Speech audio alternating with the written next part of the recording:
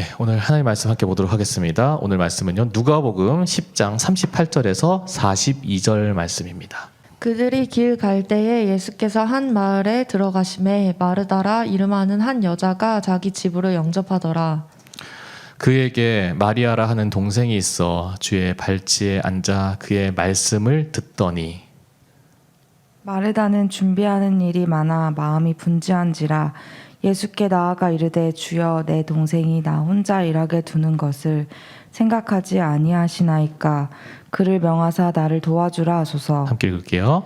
주께서 대답하여 이르시되 마르다야 마르다야 내가 많은 일로 염려하고 근심하나 몇 가지만 하든지 혹은 한 가지만으로도 족하니라. 마르야는 이 좋은 편을 택하였으니 빼앗기지 아니하리라 하시니라. 아멘. 네, 오늘도 우리가 말씀의 은혜가 가득했으면 좋겠습니다. 오늘 말씀의 제목이요, 바쁘지만 분주하지 않은 삶이라는 제목으로 하나님 말씀 함께 보도록 하겠습니다. 네, 그 코로나19 사태가 이제 벌써 2년째죠. 어떻게 보면 2회차라는 느낌이 드는데, 이제 2년째 되니까 첫 해는 저희가 작년에는 이제 코로나 터지면서 이게 또 전염병이다 보니까 이게 어떻게 되나 이래야 되나 저래야 되나 가지고 우왕좌왕 엄청 많이 했어요. 특히 학교에서도 제일 많이 심했죠. 그렇죠? 그리고 이제 학교도 그렇고 우리 삶의 자리도 그렇고 우리 직장도 그렇고 그러다 보니까 어떤 분들은 원래 이제 가야 되고 원래 있어야 되는 자리를 못 가게 되는 거죠. 그 대표적인 예가 이제 학교 같은 경우, 원래 우리가 학교를 통학을 해서 이제 선생님 얼굴을 만나고 그리고 이제 수업을 듣고 공부를 하고 그렇게 되는데, 이 전염병 때문에 갑자기 방학이 늦춰지고 그리고 학교도 못 가고 그다음에 때 아닌 한 번도 해본 적 없는 온라인 수업을 듣기 시작하고, 저희 예배도 그러잖아요. 이렇게 온라인으로 이렇게 중계하면서 예배라고 하는 게 어느 순간 되겠다라고 하는 생각은 들었는데, 이렇게 갑자기 찾아올 줄 모르는 그런 시간을 보내면서 되게 우왕좌왕하기 시작했는데, 올해는 좀 달라진 것 같아요. 이 코로나에 적응을 하니까 작년이랑 올해랑 다른 점이었을 때 제가 한 가지 보인 게 있어요. 뭐냐면 다들 바빠요. 그러니까 작년 같은 경우에는 이제 코로나 때문에 다 삶이 멈추니까 이제 직장도 이제 집에서 이제 직장 다니시는 분들 있고 하니까 삶이 마치 되게 이제 여유가 생기고 느긋해지고, 이제 어떤 집에만 있다 보니까 이제 그 진행되는 모든 것들이 굉장히 느려지고 멈춰져 있는데, 이게 어느 정도 적응이 되니까 어떤 현상을 보냐면은 다들 바쁜 거예요. 이게 바쁘다가 어떻게 느끼냐면요, 제가 전화 신방하고 이야기 들으면은 다들 바쁘니까 뭐예요 하면은 예, 저 지금 요즘 직장 때문에 바빠요. 요즘 뭐 하세요? 그러면은 저 요즘 그 중간고사 때문에 바빠요. 근데 다 항상 끝에가 뭐냐면은 서술이 그거예요. 뭐 해서 바빠요. 항상 바빠요로 끝나요. 근데 곰곰이 생각해 보면요, 이게 적응을 하니까 바쁜 게, 이게 그냥 상황이 그래서라기보다는 저는 그런 생각이 드는 거예요. 이게 한국 사람의 특징인 거죠. 항상 24시간을 바쁘게 사는 거. 네, 왜냐하면 우리 한국 사람 특징이 뭡니까? 제일 큰 거 빨리빨리죠. 네, 마이크 들고 계셔도 돼요. 빨리빨리. 네, 빨리빨리인데, 이 오죽하면은 외국 사람들이 처음 한국 사람 대할 때 제일 먼저 배우는 단어 중에 빨리빨리라고 하죠. 근데 이게 그 외국에서 어디만 한 것이 아니라 6.25 때 우리나라 처음 왔을 때 미군들이 가장 많이 배웠던 단어, 가장 빨리 배웠던 단어가 이 빨리빨리라고 합니다. 네. 근데 이 빨리빨리가 이 한국 사람만의 특징이죠. 아직도요, 외국에 가면요, 초당 200K, 100K 나오는 데가 있어요. 그러니까 그 사람들, 우리는 뭐 하나 받으려고 하면은 이제 뭐 10분, 20분이면 끝나는 거, 1기가 정도 10분, 20분 끝나는 거를 그 사람들 그 틀어놓고 이제 1시간, 2시간 이제 아주 여유 있게 이제 있는 거죠. 근데 그것뿐 아니라 제가 인도네시아에서 1년 살았잖아요. 그 한 6월쯤이었나? 그 뭐가 있었냐면은 그 인도네시아 도로도 되게 비좁게 2차선 돼 있는 도로인데, 4차선 돼 있는 도로인데, 그래도 4차선도 그렇게 넓은 차선이 아니고 되게 좁아요. 좁게 이렇게 하나, 둘, 셋, 넷 있는데 그 중에서 한 차선을 보수공사하는 거예요. 우리나라에서도 도로 보수공사하잖아요. 뭐 아스팔트가 이제 헤집어졌거나 뭐 하거나 하면은 그거 이제 보수공사하는데, 보통 그런 공사하면은 우리나라 같은 경우에는 시간이 얼마나 걸릴까요? 제가 체감적으로 느낄 때는 한나절이 안 걸린 것 같아요. 아무리 길어도 그러니까 그 구간 잠깐 하는 걸로 하면은 한나절이면은 다 하시더라고요. 우리나라 같은 경우는. 근데 제가 인도네시아에 있으면서 뭘 봤냐면요. 도로 공사를 하는데 와 이제 6월에 시작한 거예요. 그것도 길이가 어느 정도 되냐면은 저희 중고등부시의 한 2배 정도 되는 길이에요. 근데 이걸 차로 간다고 하면 그렇게 긴 거리는 아니죠. 제가 볼 때는 그냥 아스팔트 새로 까는 작업이면 돼요. 근데 그거를 하겠다고 이제 처음에 땅을 이제 아스팔트를 뜯어내고 그리고 거기를 이제 다시 이제 흙을 채우고 돌을 깔고 흙을 채우고 다시 아스팔트를 까는데 이거 하는데 얼마나 걸려지냐면 6월에 시작했는데 9월에 끝났어요. 그 짧은 거리한테 3개월이 걸린 거예요. 그러니까 그 동안에 이제 차선 하나를 막고 있었잖아요. 그러니까 그 차선 하나로 계속 이제 비좁게 이제 그 교통체증 일으키면서 계속 비좁게 다녔는데 그걸 한 3개월 동안 했어요. 끝났잖아요. 야 끝났다 해가지고 되게 좋아했어. 그런데 어떻게 됐을까요? 이제 그 반대편 차선에서 또 다시 하는 거예요. 또 석 달을 또 기다려야 되는 거예요. 그 끝날 때까지. 제가 그걸 보면서 야 진짜 얘네들 정말 느긋하게 산다라는 생각이 드는 거예요. 근데 인터넷도 느리고 이 도로 공사하는 것도 느리고 또 어떤 분들은 이제 미국에서 살다 오신 분들이 그런 분이 있어요. 전자제품을 뭘 하나가 망가져가지고 AS 수리를 하는데 미국에서는 보통 수리한다고 하면은 접수해가지고 그게 들어가서 나오는 데까지 걸리는 시간이 한 2주에서 한 달 걸리는 경우가 부지기수래요. 근데 우리나라에 왔더니 네, 핸드폰이 이제 뭐가 안 돼가지고 왔는데 그날 넣었는데 그날 나온 거예요. 깜짝 놀란 거예요. 와, 그러니까 한국이 너무너무 빠른 거예요.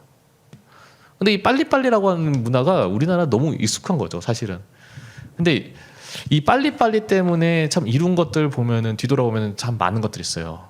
우리나라가 전쟁 직후에 1962년에 1인당 국민소득이요 100달러가 안 됐대요.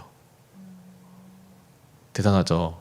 근데 우리나라가 10,000달러 돌파하는 때까지 걸린 시간이요 무려 30년, 딱 30년밖에 안 걸렸다고요. 이거는 거의 그 세계 역사에서 전무후무한 기록이라고 하죠. 그리고 이제 우리나라의 산업의 가장 중요한 핵심이 됐던 그 수단 중에 하나가 뭡니까? 고속도로죠. 그 서울에서 경부선 뚫는데 서울에서 부산까지 얼마죠? 428km거든요. 근데 이 428km의 경부선을 구축하는데 걸린 시간이요 2년 5개월이래요. 네, 420m도 아니에요. 428m도 아니고 428km를 그 고속도로를 경부 고속도로를 만드는데 걸린 시간이 단 2년 5개월. 네, 엄청난 속도죠.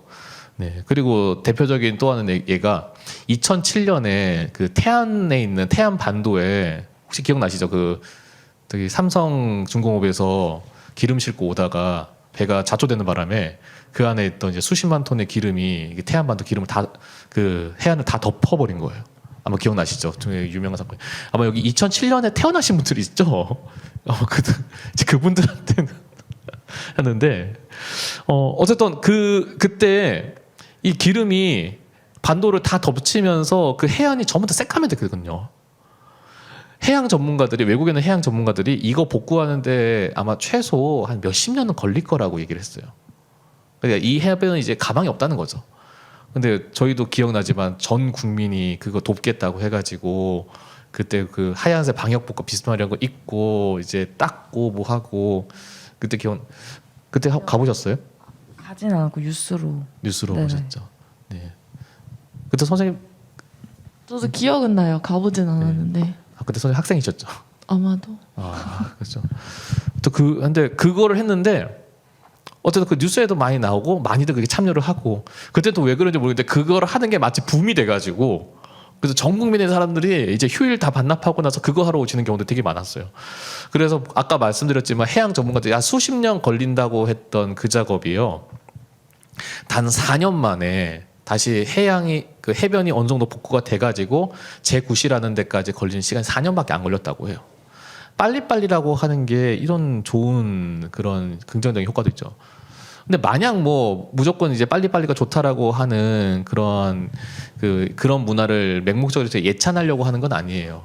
근데 그런 우리가 문화 속에 살고 있다는 거죠. 근데 따지고 보면요, 우리가 이렇게 빨리빨리라고 하는 게 우리 스마트폰 보급도 빠르고 그리고 4세대 LTE였죠. LTE 보급도 가장 빨리 상용화됐던 나라가 대한민국.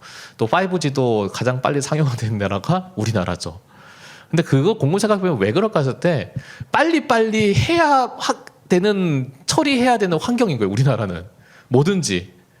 그러니까 그 땅덩어리가 좁고 사람이 많다 보니까 뭐든지 많이 빨리빨리 해야 이제 다음으로 넘어가기 때문에 한국 사람들은 항상 바쁜 거죠. 물론 거기는 좋은 점도 있고 안 좋은 점도 있어요. 근데 제가 오늘 이 빨리빨리라는 얘기를 왜 하냐면요. 여러분들이 지금 바쁘다고 하는 상황이요. 이 대한민국 안에 살면은 항상 여러분들 바쁘기 때문이에요. 바쁠 수밖에 없다는 거죠. 그런데 바쁘게 사는 거는 당연한 건데 우리가 바쁘게 사는 삶에서도요. 우리가 절대로 해서는 안 되는 상황이 있어요. 그건 뭐냐면 바로 분주함에 빠지는 거예요. 분주해서는 안 된다라고 하는 거죠. 오늘 말씀을 보세요. 오늘 누가복음 10장 38절에 예수님께서요. 해놨나요? 네. 오늘 말씀 제가 38절 말씀 제가 한번 읽겠습니다. 그들이 길을 갈 때에 예수께서 한 마을에 들어가심에 마르다라 이름하는 한 여자가 자기 집으로 영접하더라. 예수님이 이제 한 마을에 이른 거죠. 근데 그 마을에 이르는데 그 마을에 사는 이제 마르다라고 하는 여인이 예수님이 오셨다고 하는 얘기를 듣고 예수님을 영접하는 거예요. 예수님을 그 하루를 모시기로 한 거예요. 근데 예수님을 모시는데 예수님만 모셨을까요? 당연히 아니죠. 예수님과 함께 누가 가죠? 누가 가고 있죠? 예수님과 함께하는? 제자들이요. 저 제자들이 가죠. 제자들 몇 명이에요? 몇 명이죠? 그쵸? 12명이죠. 그러니까 그 정 없이 예수님만 오세요. 나머지 제자들은 알아서 계세요. 이렇게 했을까요? 안 했겠죠. 당연히 예수님의 제자들도 같이 그 집에 초청을 한 거예요. 그러니까 12명이 이제 뭐 점심이 되든 저녁이 되든 어쨌든 예수님을 대접하기로 한 거예요. 근데 말이 대접을 한다고 하지 12분이 한 번에 집에 와가지고 놀러 왔다 해가지고 식사를 대접한다고 하면 네, 창재 선생님 어떠실 것 같아요? 저는 거절할 것 같아요. 아 예수님 너무 많아요. 잠깐만. 예수님만 오세요 아니면 나눠서 오세요. 네. 반 잘라가지고 예수님 포함해서 한 6명만 오늘 여기서 먹고 내일 6명 오세요 이러겠죠. 네. 사실은 6명도 쉽지 않아요 여러분. 밥 차리는 그 식사 대접한다고 하는 거 밥 차리는 거 6명 6인분 차린다고 해보세요. 그게요 쉽지가 않아요. 네. 여러분 말 나온 김에 여러분이 매일 아침 먹는 엄마의 밥상은요 여러분 정말 쉽지 않다는 거를 기억을 하셔야 됩니다. 할렐루야. 아멘도 안 해. 네. 근데 어쨌든 마르다는요. 그 예수님 포함해서 이제 최소 13분의 손님을 맞이해야 되는 거예요. 손님을 맞이하는데 그냥 아무렇게나 맞이하나요? 그렇죠. 손님 맞이한다고 했는데 그냥 밥이랑 김치만 내올 수 없는 거 아니에요. 그러니까 이것저것을 막 준비를 해야 되는 거예요. 준비하다 보니까 뭐에 빠집니까? 분주함에 빠지기 시작하는 거죠. 그래서 40절의 말씀에 이렇게 나오죠. 마르다는 준비하는 일이 많아서 마음이 분주한지라라고 되어 있습니다. 이 분주하다라고 하는 단어가 헬라어로 보니까요. 페리스 파오라고 하는 단어예요. 이제 우리가 번역할 때는 분주하다라고 번역을 하는데 이 페리스 파오 안에 담겨 있는 뜻들을 헤아려 보면 이래요. 정신없다, 어수선하다, 그리고 압박하다, 괴롭다. 근데 이 네 가지를요 한 번에 생각해 보면 뭡니까? 우리 바쁠 때 겪는 상황이죠. 바쁠 때 어떻습니까? 정신없어요. 바쁘니까 어떻게 해요? 어수선해요. 뭔가 우리가 한 곳에 집중하기가 안 돼. 또 바쁘니까 뭐예요? 촉박하니까 압박이 와요.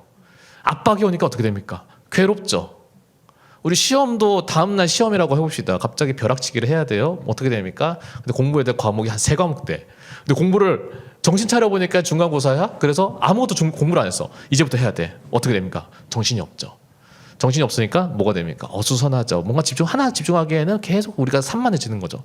또 하나 어떻습니까? 다음날 시험이라고 하는 압박이 오죠. 그 압박에 의한 스트레스 때문에 뭐합니까? 괴롭죠. 이게 뭐라고요? 분주하다라고 하는 이 페리스 파오라고 하는 단어거든요. 마르다가 막상 예수님을 모시겠다고 해서 준비를 해보니까 13명이나 되는 사람을 대접을 해야 되는 거예요. 분주한 거예요. 근데 그럼에도 불구하고 예수님을 모시는 거잖아요. 다른 분도 아니고 예수님을 모신다고 하는데 뭔가 잘 준비하고 싶거든요. 이것도 준비하고 저것도 준비하고 싶은데 손이 모질라요. 어떠니까 정신이 하나도 없는 거죠. 그런데 그 정신이 없는 와중에 뭘 봤을까요? 마르다가 39절의 말씀에 마리아라고 하는 동생이 있어 주의 발치에 앉아 그의 말씀을 듣더니라고 하는 그 장면을 본 거예요. 동생이 있었어요. 마리아라고 하는 동생이 있었어요. 근데 자기는 지금 너무 정신이 없어. 지금 이것도 해고 저것도 해야 되고 어디서 저거 타는 냄새 나는지 몰라요.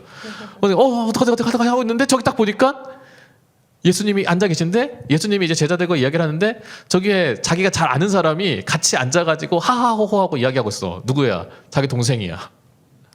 우리가 한번 우리의 시점에서 우리의 마음을 대입해 볼게요. 우리 창제성에 우리 집들이 하는데 손님이 원래 한 4분 올려다가 진짜 한 12명, 12명 너무 과하다. 네. 한 막 7명 왔어. 네. 본인이 준비해야 될 게 너무 많은 거죠. 네네. 근데 막 준비를 막 해서 정신이 하나도 없는데 정신없는 와중에 거실 딱 보니까 승주 선생님이 그 7명 사이에 껴가지고 네. 너무 즐겁게 이야기를 하고 있는 네네. 거예요. 승주 선생 어디 갔어요? 아 저기 계시구나. 네. 네. 어떨 것 같아요? 이제 조용히 가서 얘기하죠 이제. 조용히 네, 빨리 와. 저기 잠깐만 와봐 이러면서 아니 그러면서 아니 나 지금 그리고 뭐라고 하시겠어요? 조용히 빨리 불러서 와 이래야죠. 빨리 와. 빨리 도와. 그렇죠. 네, 우리 승주 선생 당연히 네, 그렇게 하시겠죠. 근데 일단은 지금 그래도 승주 선생님 그 창재 선생님 승주 선생님과 대화가 되니까 빨리 와 이러지. 어느 눈치 없는 분들은 왜? 뭐 해야 돼? 이러면 그때부터 이제 속이 이제 확 뒤집어지죠. 네. 아마 우리 지금 권사님들은 지금 공감을 하고 계시는데, 근데 마리아를 보고 마르다가 그런 마음이 든 거예요. 자기는 너무나 분주한데 정신 없는데.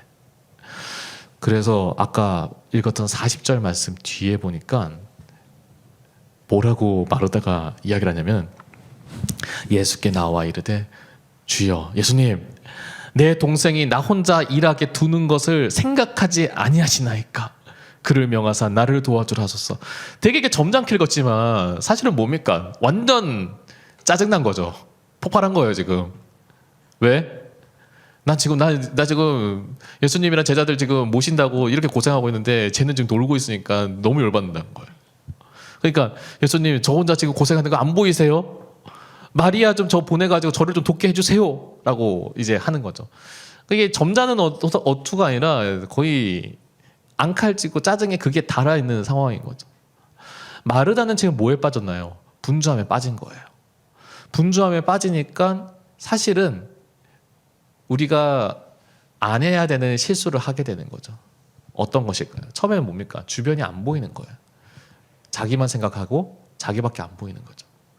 자기밖에 안 보이니까 뭐만 생각합니까? 내가 지금 너무나 힘든데, 난 이렇게 정신없는데, 난 이렇게 바쁜데, 나 이것 때문에 너무 지금 고통스러워, 어려운데 라고 하는 그것만 보이는 거예요. 그것만 보이니까 어떤 일이 생깁니까? 다른 사람에 대해서 배려하지 않는 거예요. 관계가 어려워지는 거예요.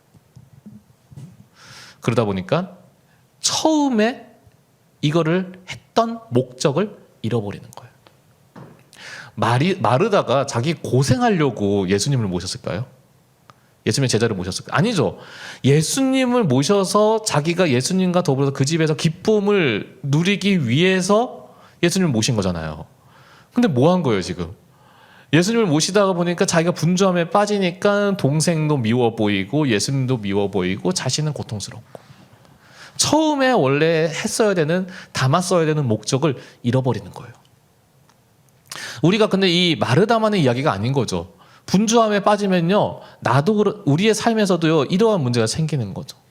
사실은 우리가 뭐 숙제를 하거나 뭐 팀에서 뭘 하거나 함께하는 뭐 하는데 거기서도 분주함에 빠지면요 뭔가 일은 돼, 뭔가 해냈어. 근데 주변에 보니까 사람이 없어. 다 불편한 거죠. 아 쟤랑 하니까 쟤 예민해지면은 진짜 앞뒤 안 보이더라 이런 생각도 들고, 제가 얘랑 관계하니까 너무 불편해라고 하는 생각도 들고. 처음에 자신이 이거를 하면서 친구들과 함께 으쌰으쌰 해가지고 기뻐하며 즐거워하며 뭔가를 하려고 했는데 이제 그게 안 되는 거죠. 주로 남학생들이 PC방에서 친구들과 같이 게임하다가 그런 일 많이 터지더라고요. 네, 요즘은 또 같이 게임하는데 또 합동해서 하잖아요. 뭐 5명이 팀이 되던 뭐 4명이 팀이 되던 그렇게 하는데 막상 했어. 했는데 얘가 너무 못하니까 계속 우리가 이게 어느 순간 되니까 그것 때문에 이제 화가 나는 거죠. 그러니까 야, 너 그거밖에 못하냐 이러고. 그래서 PC방에 들어갈 때는 기분 좋게 들어갔다가 나올 때는 기분 안 좋아가지고 서로 그냥 잘 인사도 안 하고 뿔뿔이 흩어지는 그런 경우들. 광호야, 너도 그래봤니? 아니요. PC방 안 가는구나. 네. 그럴 리가요. 네. 자, 어쨌든 마르다는 그 분주함에 빠져가지고 진짜 중요한 목적을 잊어버리는 거예요. 근데 우리가 그러한 삶이 돼서는 안 된다는 거죠. 우리가 그 분주함에 바쁘다고 하는 이유로 바쁠 수 있어요. 근데 바쁘다는 이유로 분주함에 빠져서 그 분주함 때문에 우리가 정말 중요한 놓치지 말아야 될 목적을 놓쳐버려서는 안 된다라고 하는 거예요. 결국 예수님께 소리 지르면서 어떻게 상상을 해볼 때 소리 지르면서 예수님 마리아 좀 보내주세요. 제가 지금 이렇게 고생하는 거 안 보이세요? 이라고 했을 때 그 마르다를 보면서 예수님께서 뭐라고 말씀하시냐. 오늘 읽었던 41절의 말씀에 이렇게 나옵니다. 네. 우리 혜진 선생님 한번 읽어주세요. 주께서 대답하여 이르시되 마르다야 마르다야 네가 많은 일로 염려하고 근심하나. 네, 네가 지금 엄청 바쁘고 바쁘고 지금 네가 지금 정신 없어서 분주해가지고 그래서 네가 지금 잘 대접하지 못할 것에 대해서 근심하나라고 돼 있는 거죠. 근데 예수님이 그러면서 뭘 얘기합니까? 이렇게 말씀하시죠. 네, 우리 42절 말씀인데요. 네, 우리 창조성이 한번 읽어주세요. 몇 가지만 하든지 혹은 한 가지만이라도 족하니라. 마리아는 이 좋은 편을 택하였으니 빼앗기지 아니하리라 하시니라. 네. 마리아를 변호했다기보다는 마르다에게 예수님께서 진짜 네가 뭘 해야 되는지에 대해서 정말 중요한 것을 던져주시는 거죠. 마르다는 예수님이 바라는 것은 마르다는 너무 많은 걸 준비할 필요가 없었다는 겁니다. 그렇다고 해서 마르다의 정성을 예수님께서 그냥 가볍게 여겼다는 건 아니에요. 네가 준비하고 네가 정성을 쏟는 건 정말로 중요한데 정말 귀한데 너가 지금 그렇게 준비하는 것 때문에 너는 분주함에 빠져서 네가 진짜로 놓쳐서는 안 되는 것을 놓쳐버렸구나를 말씀을 하시는 거죠. 차라리 네가 그렇게 될 바에는 그냥 한 가지만 준비하고 그 시간에 이 자리 가운데 마리아처럼 같이 나랑 이야기하고 교제를 하고 그렇게 즐거워했으면 얼마나 좋을 뻔했냐라고 하는 거죠. 마리아 봐라. 그거를 선택하니까 얼마나 좋아하니. 얘는 네가 얘기해도 그걸 포기 못할 거야 라고 하는 거죠. 결국 이 분주함에 빠져가지고 놓쳤을 때 마르다는 예수님과 그 자리 가운데 앉아서 정말 즐겁게 교제하는 그 귀한 시간을 놓쳐버린 거예요. 그래서 우리가 분주함에 빠지지 않기 위해서 바쁘더라도 분주함에 빠지지 않기 위해서 우리한테 정말 중요한 게 있습니다. 뭐냐면 선택과 집중을 우리는 명확하게 해야 된다는 거죠. 많은 것들을 해야 돼요. 근데 우리는 알아야 돼요. 그 많은 것들을 해야 되는데 다 하지 못할 수 있어요. 그럼 뭐 해야 되냐? 반드시 해야 될 것을 선택해야 된다는 거죠. 그리고 내가 뭔가를 한다는 보다는 내 주변에 내가 그것에 팔려가지고 내 주변에 있는 사람들을 내가 함부로 하거나 아니면 험하게 하는 것을 우리는 피해야 된다는 겁니다. 왜냐? 앞에도 얘기했지만요. 이룰 수는 있어요. 근데 이루는 것을 통해서 우리 관계가 허물어지면은 우리는 안 하니 못할 만한 결과를 가지게 된다는 겁니다. 그래서 우리가 뭘 해야 되냐면 목적을 언제나 상기해야 되는 거죠. 매번 바쁠 때마다 내가 이걸 왜 하고 있지? 내가 무엇을 하고 있지? 이걸 통해서 내가 무엇을 얻으려고 하는 거지? 그것을 놓치지 말아야 된다고 하는 거죠. 근데 결국은요, 우리는 바쁘다고 하는 이유로 중요한 것을 놓쳐서는 안 된다고 하는 겁니다. 여러분 지금 중간고사 준비하시고 뭐 수행평가 준비하시고 여러 가지로 바쁘시죠? 근데 그 바쁘신 과정 가운데 여러분은 무엇 때문에 그렇게 바쁘십니까? 요즘 바쁘세요? 내가 너무 뜬금 질문 드렸죠. 바쁘다고 말하면 안 될 것 같아요. 아니 원래 바쁘시잖아요. 네, 지금 혜진 선생님이 사역하셔서 되게 바빠요 지금. 네, 가끔 보면은 이제 제가 이제 선생님한테 선생님 잘 계시냐고 전화하려고 하면은 네, 아침에 전화 안 돼. 보통 이제 저녁 늦게 이제 오는거나 네, 그러셔야 되겠더라고요. 제가 정말 바쁘시다는 생각이 드는 거예요. 네, 근데 이제 중요한 건 선생님이 뭐 바쁘다고 하는 거 제가 지금 그 물어보려는 게 아니라 바쁘기 때문에 혹시 뭔가 놓쳐본 경험 있으세요? 있어요. 어떤 거요?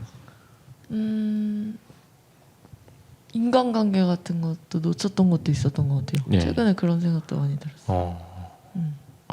진짜 친한 사람, 너무 친해서 좀 이제 편하게 생각했던 사람들, 그래서 나중에 연락해야지 이렇게 했는데 엄청 친하지 않으면은 이제 네. 그렇게는 안 되는데 진짜 친하면 좀 어떨 때는 우선순위 오히려 밀릴 때도 있잖아요. 근데 그렇게 하면 안 되는데 그렇게 했던 경험들도 있었던 것 같아요. 그렇죠. 그러니까 너무 바쁘니까 밀리다 보니까 나중에 진짜 반가워. 야 언젠가 진짜 우리 밥 한번 먹자 이랬는데 그게 밀려. 그러다 보니 그게 1년이 넘어가는 경우가 있어요. 그 나중에는 미안해가지고 연락을 못해. 그런 경우 생기는 거죠. 네. 혹시 선생님도 있으세요? 그런 거? 아니요. 저는 네. 없으시다니까 다행이네요. 네. 어쨌든 다시 돌아오면요. 우리가 바쁘다고 하는 이유로 정말 중요한 거, 뭐 사람 관계가 될 수 있고 여러 가지가 될 수 있는데, 근데 그 중에서 정말 놓쳐서는 안 되는 게 뭐냐면 우리는 바쁘다고 하는 이유로 하나님의 은혜를 놓쳐서는 안 된다는 거죠. 오히려 우리는 바쁘기 때문에 가장 우리의 우선순위, 아까 말했죠. 선택과 집중을 해야 된다고. 우리의 선택과 집중이 하나님의 은혜를 먼저 선택하고 집중이 돼야 되는 거죠. 그래서 우리가 교회에서 듣는 명언 중에 제가 아직도 기억에 남는 그 말이 중에 그 명언 중에 이게 있어요. 너무 바빠서 기도합니다. 근데 이 목사님이 그렇게 얘기한 이유가 있어요. 왜냐하면 너무 바빠가지고 마르다처럼 내가 아둥바둥 됐는데 결과적으로 내가 한 게 별로 없더래. 근데 너무 바쁘니까 너무 내가 감당할 게 너무 많은 거 너무 복잡하니까 뭐부터 시작하냐면 기도부터 시작하는 거예요.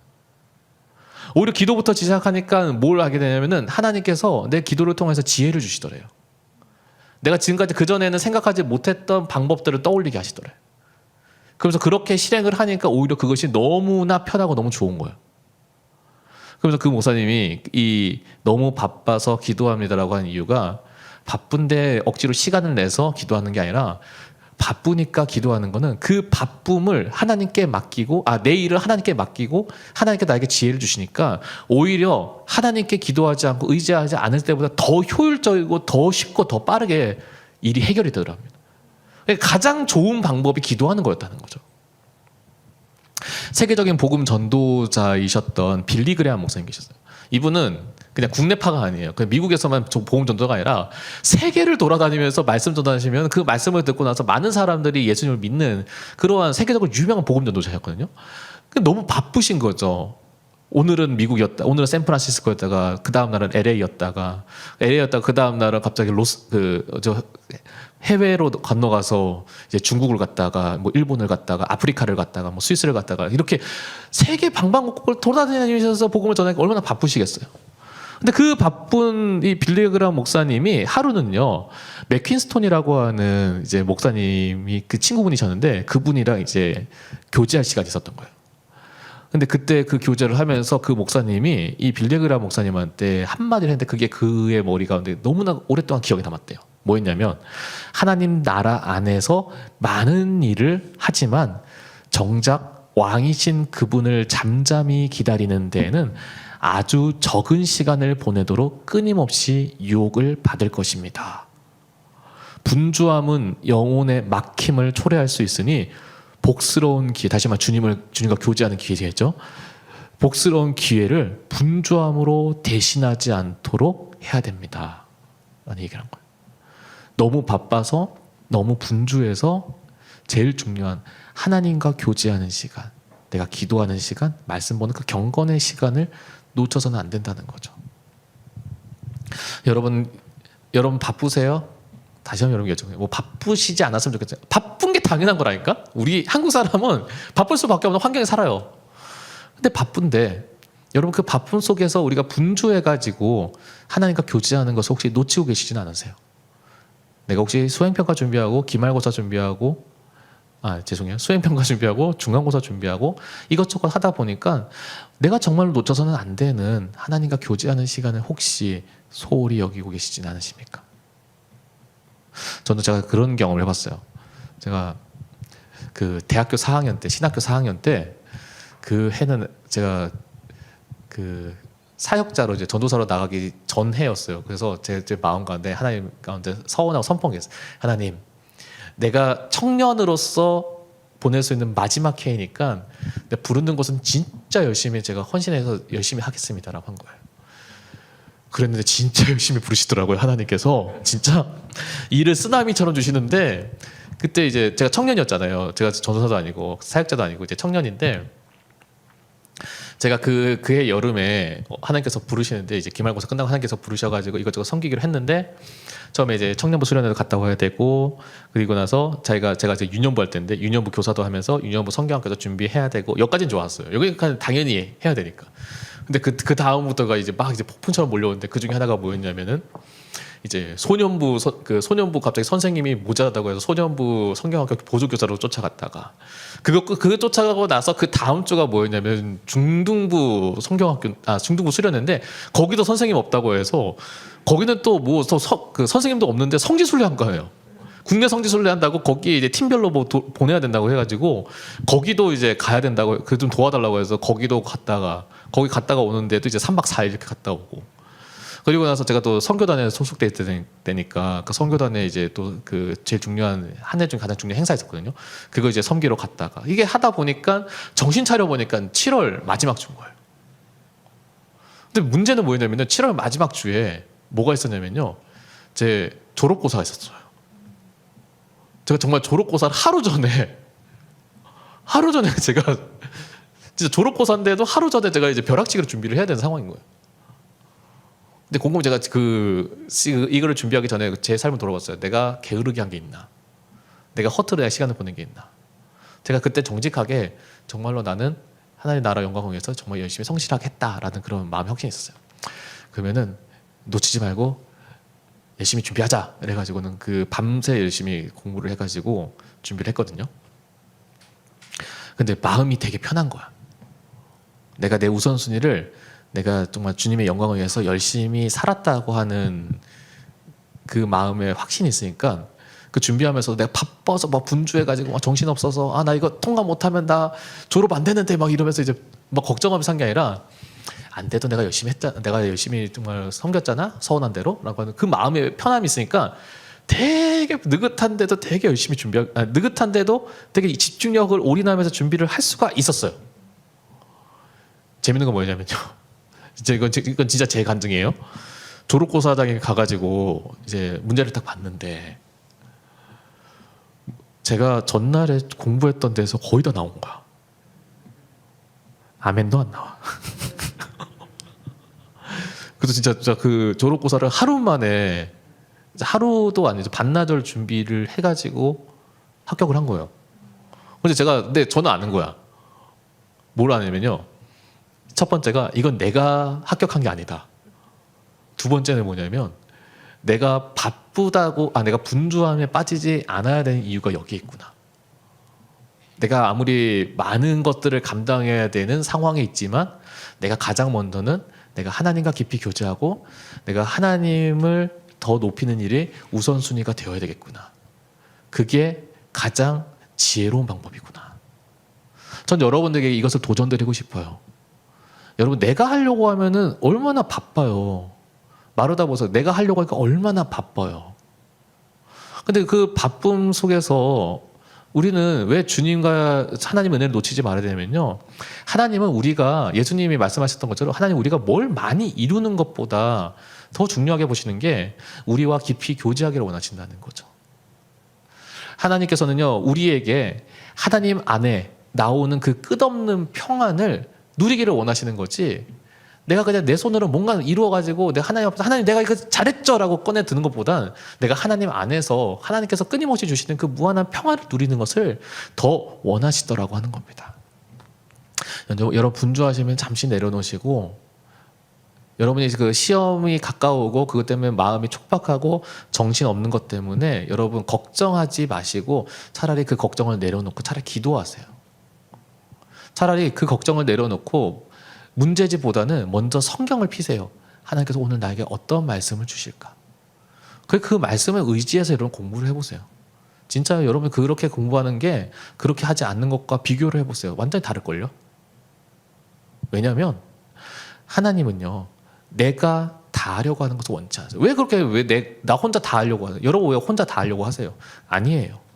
하나님은요, 그 하려고 감당하는 일을 주님과 같이 하기를 원하시는 거죠. 여러분이 준비하는 것도, 여러분 중간고사를 준비하고 수행평가를 준비하는 것도요, 주님은요, 여러분과 같이 하기를 원하세요. 같이 하기를 원하는데 그러면 어떻게 해야 됩니까? 여러분이 주님을 초대해야 되는 거죠. 여러분 마음 가운데 말씀으로 기도로 초대를 해야 되는 거예요. 그래서 주님, 내가 오늘도 중간고사 준비합니다. 내가 수행평가 준비합니다. 하나님 나하고 함께 해주세요. 그러한 마음과 그러한 삶이 시작될 때 여러분이 더 이상은 분주함에 빠지지 않고 주님께서 주시는 평안과 기쁨으로 이 바쁜 일을 감당할 수 있을 것입니다. 오늘 이 일 가운데 도전하시는 그런 저와 여러분 되시기를 간절히 소망합니다.